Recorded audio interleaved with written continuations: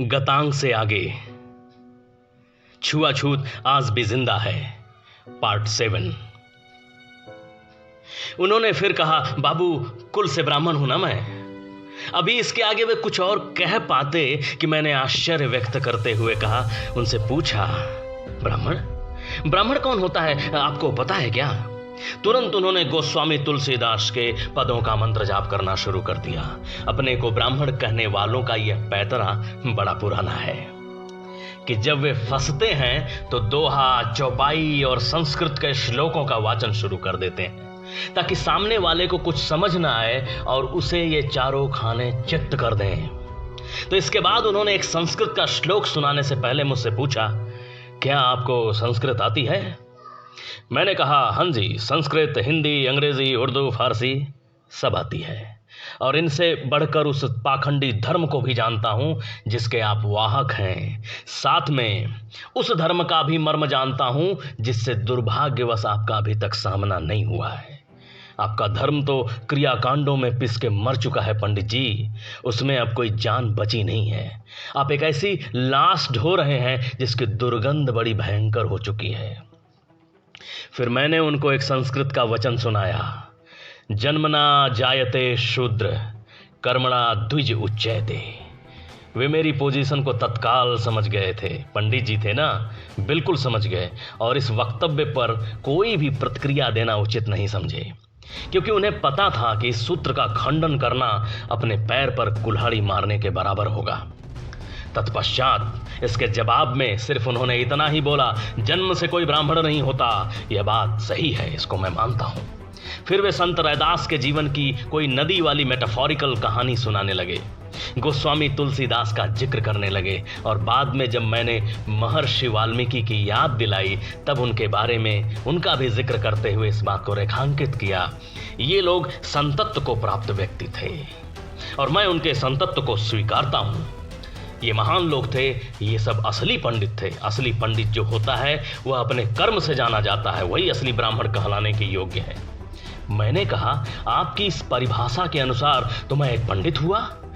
उन्होंने कहा, बिल्कुल, आप एक पंडित हैं, आप एक विद्वान हैं। मैंने फिर अपनी बात को आगे बढ़ाते हुए कहा, आपकी बात ठीक है पंडित जी, लेकिन आपका ये मानना बस ऊपर ऊपर ही है और यही इस देश की और यहाँ के तथाकथित हिंदुओं की बेबूझ त्रासदी भी है। ज्ञान को उद्धृत करने में इनके आगे कोई नहीं है। आजकल सेमिनारों, वेबिनारों की कोई कमी नहीं है जिसमें हिंदुइज्म के विमर्श को उसके आदर्श रूपी मानववाद की वकालत करने वाली दर्शन पद्धतियों को बताने में कहीं कोई कमी नहीं की जाती है। मगर डॉक्टर भीमराव अंबेडकर से लेकर किसी भी समझदार व्यक्ति तक हिंदुइज्म के सैद्धांतिक पक्ष को लेकर कोई विवाद तो नहीं है। वेदों और उपनिषदों से और गहरा एवं सारगर्भित दुनिया में कोई ग्रंथ होगा? समस्या बस वही है जब इसके अनुमोदन की बात आती है, जब इसको जीवन में प्रैक्टिस में लाने की बात आती है।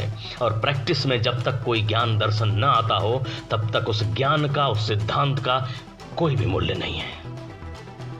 विवश होकर वे बोल पड़े, मैं नहीं बदल सकता, अब कोई जरूरत भी नहीं है बदलने की। अब कितने दिन बचे हैं मेरे जिंदगी को, थोड़ी सी उम्र बची है, वो भी कब निकल जाएगी कुछ पता नहीं।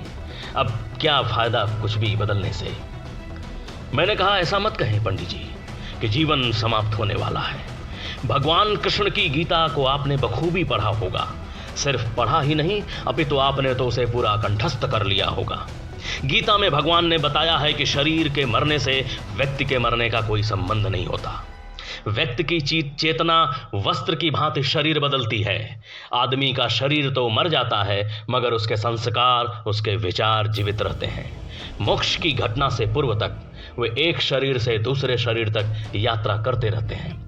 आपने रविदास, तुलसीदास, कबीरदास इत्यादि के बारे में ढेर सारी बातें की, मगर क्या आज वे सब जीवित हैं? नहीं, वे सब के सब तो मर चुके हैं, मगर एक दूसरे अर्थों में वे आज भी जीवित हैं और सदा जीवित रहेंगे। शरीर उतना महत्वपूर्ण नहीं है जितना कि मन, हृदय और आत्मा। शरीर तो नश्वर है, व्यक्ति का विचार ही मूल्यवान है, वह अजर और अमर है।